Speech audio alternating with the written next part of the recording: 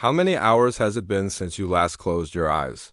You think that burning sensation in your eyelids is just fatigue, but your body is trying to warn you. There's a reason we're afraid of the dark, and it's not what's hiding in the closet. It's what happens to your mind when it enters the dream state. I haven't slept in 12 days.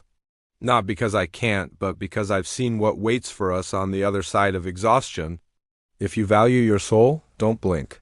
Because the moment you do, you're giving them permission to enter. Tonight, we stay awake. Or we lose everything. If you're watching this in the middle of the night, you aren't alone. Secure your sanctuary by subscribing to this channel and hitting the notification bell. It might be the only thing keeping you tethered to reality. Like this video to join the ranks of the sleepless? Whatever you do, don't let your screen go dark. Let's begin. It started with a rhythmic clicking behind the drywall of my bedroom, a sound so minute that I initially dismissed it as the house settling or the expansion of old copper pipes. As a career entomologist, I should have known that nature never makes a sound without a purpose. I spent my life pinning iridescent beetles to corkboards and peering through macro lenses at the complex mandibles of ants, always convinced of my own superiority as the observer. I never imagined that the specimens were observing me back with a collective, cold intelligence that defied every law of biology I had ever studied. But the clicking wasn't the real problem. The real problem was the weight I felt on my chest, the moment my breathing synchronized with the shadows. A pressure so immense that it felt like an invisible giant was using my ribs as a ladder to climb into my throat. I haven't closed my eyes for 300 hours because the last time I didn't see the peaceful void of sleep. I saw a vast, gray cathedral made of frozen screams, where thousands of people stood in a trance, their eyes stitched shut with silver thread, while something pale and many-limbed harvested the tears from their cheeks. I realized then that sleep isn't a biological necessity for rest, but a tax we pay to the entities that live in the peripheral vision of the universe, a tribute of consciousness they feast upon while we are too weak to resist. The air in my room has become a heavy electric soup, vibrating with the static of 1,000 unheard whispers. They grow louder every time I even think about drifting off, telling me that the darkness behind my eyelids is actually a doorway, and that the me that wakes up is never quite the same me that laid down.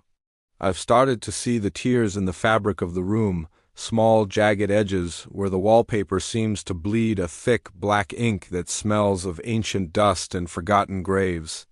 Through those holes I can see the gears of the world grinding away, powered by the stolen dreams of the restless. My reflection in the mirror has stopped mimicking me.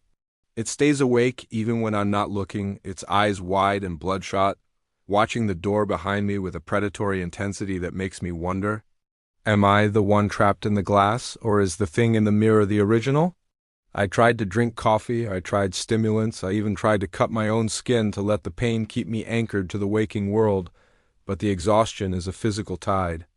It's a black ocean that rises every night at 3 a.m. to drown my senses and pull me back to that gray cathedral.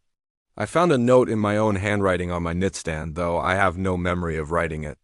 It simply says, "Stop fighting, the harvest is almost over." But the ink is made of a dark ichor that pulses with a faint, sickly light, and the paper feels like it was harvested from the skin of a creature that never saw the sun. Every time I blink, the furniture moves just an inch closer to my bed. The wardrobe leans over me like a wooden coffin, its doors creaking open to reveal a void that tastes like ozone and copper. I know that the next time my eyes stay shut for more than a second, those doors will close around me and I will become another pillar in their temple of silence.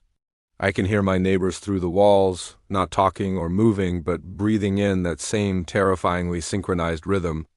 A collective lung that is inhaling the oxygen of the living to fuel the birth of something monstrous beneath the floorboards. The sun doesn't bring relief anymore because the light feels thin and artificial, like a stage play designed to keep the cattle calm while the slaughterhouse is being prepared. I can see the silhouettes of the harvesters moving through the sunbeams, their long, translucent fingers reaching out to touch the hair of anyone who dares to nap.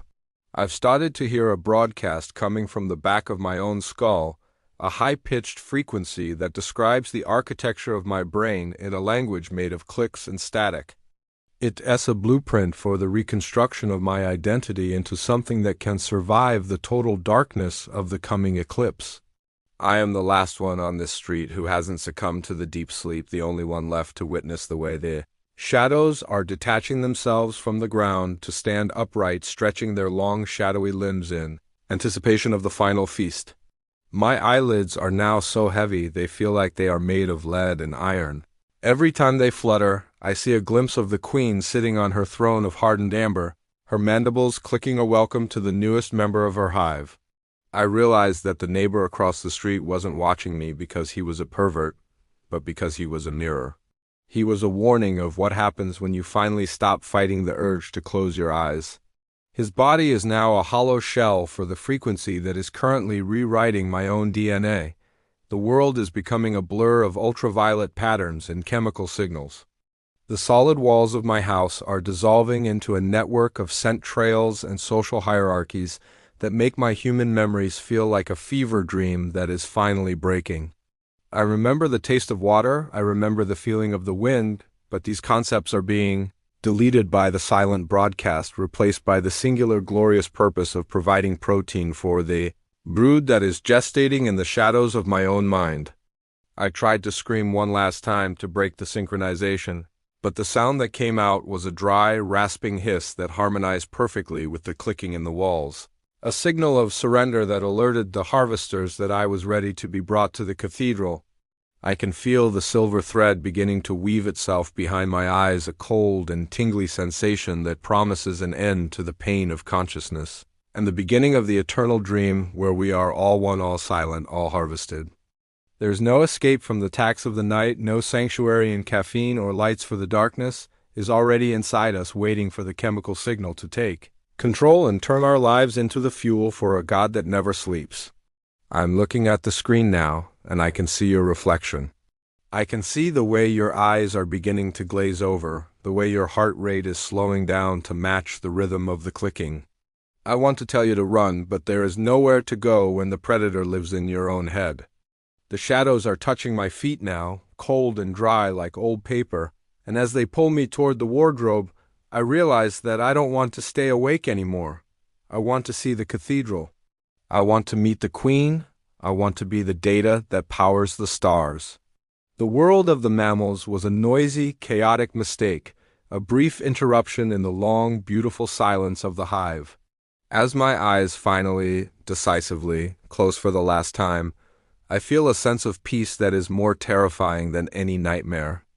I am not falling asleep.